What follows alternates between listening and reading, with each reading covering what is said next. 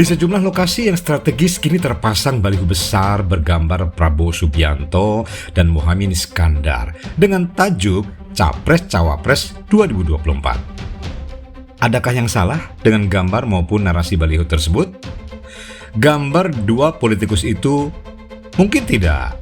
Akan tetapi tulisannya mungkin yang salah atau tidak benar.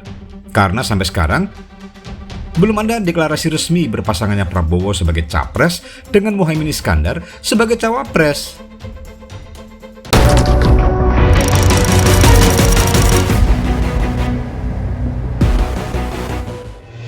Mengapa poster sebesar itu terpasang di tempat yang mencolok mata? Siapa yang memasang poster itu? Itulah pertanyaan yang mudah dijawab, tetapi lebih dari sekedar jawaban. Inilah gambaran bagaimana mesin politik itu berjalan. Salah satunya mesin fait accompli. Arti harafiahnya adalah telah dilakukan atau sesuatu yang sudah tercapai dan tidak dapat diubah. Fait accompli ini sekarang tidak melulu digunakan sebagai mesin politik bagi para politikus. Bahkan seorang petualang politik pun ini bisa menggunakan cara ini sebagai bola kristal yang biasa digunakan dukun peramal secara efektif. Apalagi kalau di dalamnya memang bermuatan politik.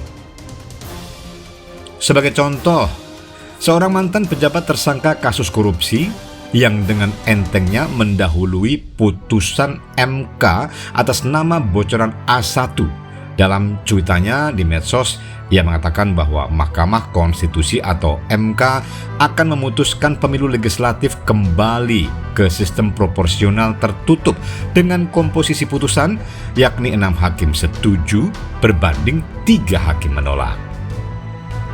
Ini bukan hanya konyol sebagai fait accompli, tetapi lebih bernuansa insinuatif.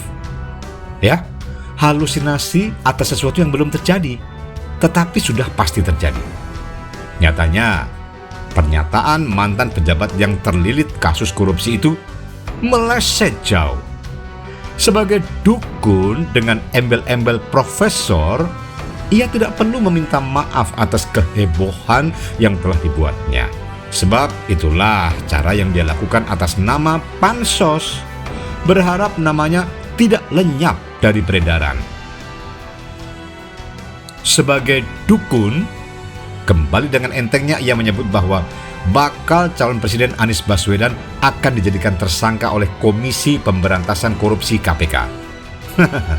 Sungguh celaka kalau ternyata ada politikus atau siapapun yang menanggapi serius ucapan ahli nujum itu. Sekeren apapun posisi dan kedudukannya, orang ini tidak berkaca pada ramalannya yang meleset jauh tentang putusan MK. Dia terhanyut dalam irama gendang yang ditabuhnya tanpa berpikir jauh. Sekarang kita kembali pada poster, ya. Kita kembali pada poster besar bergambar Prabowo Muhaimin. Ini jelas fait accompli yang telanjang. Mesin politik Cak Imin, sebutan populer Muhaimin Iskandar, telah bekerja, meski belum tentu efektif.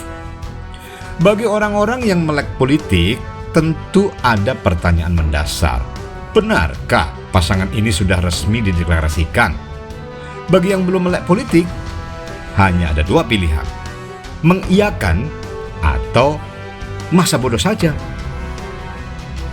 Cak Imin sadar, sebagai ketua umum PKB, ia harus gercep memanfaatkan setiap momentum yang berkelindan, ya.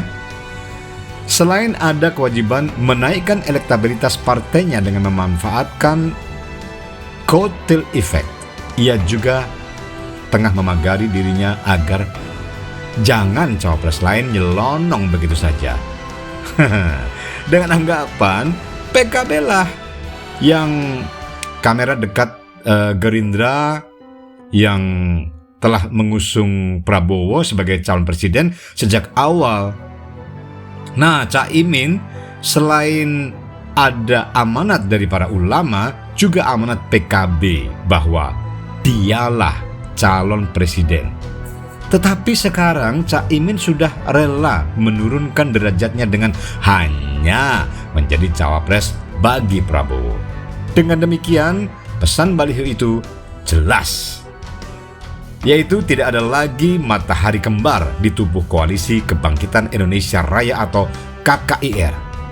Ya, jika pesan ini yang disasar, itu benar. Tetapi fait accompli bahwa pasangan Prabowo-Muhaimin telah dideklarasikan belum tentu benar. Persoalan penentuan cawapres saat ini sedemikian dinamis. Sekarang ini baru ada 3 kandidat capres yang telah mengkristal, yakni Ganjar, Prabowo Subianto, dan Anies Baswedan. Tidak ada satupun dari ketiga bakal capres itu yang sudah menentukan cawapresnya. Ganjar yang disorong PDIP relatif nyantai, tetapi tidak untuk cawapres bagi Anies dan Prabowo. Masih tarik ulur. Di KKIR, Prabowo belum sudi menetapkan Caimin sebagai cawapresnya. Kalau sudi, tentu sudah dilakukannya dari dulu-dulu, tidak menggantung harapan Caimin sedemikian lama hingga tersiksa. Di koalisi perubahan, di mana Nasdem berkongsi dengan PKS dan Demokrat, Surya Paloh sebagai kingmaker belum mau melirik Agus Harimurti Yudhoyono alias AHY sebagai cawapres bagi Anies. Kalau sudi, pasti sudah dilakukan sejak dulu-dulu. Ketidakpastian ini membuat AHY bermanuver. Salah satunya adalah pertemuannya dengan Puan Maharani. Tidak keliru, sebab selain elektabilitas AHY merayap naik, juga memiliki mesin Partai Demokrat militan di lapangan. Bandingkan dengan Anies yang sesungguhnya tuna partai, capres yang hanya bergantung pada belas kasih partai pengusungnya, dalam hal ini Nasdem. Ya, sudah barang tentu meski narasi yang keluar Anies bebas menentukan cawapresnya, tetapi kenyataannya Surya Paloh lah yang punya kuasa menentukannya, bukan Anies.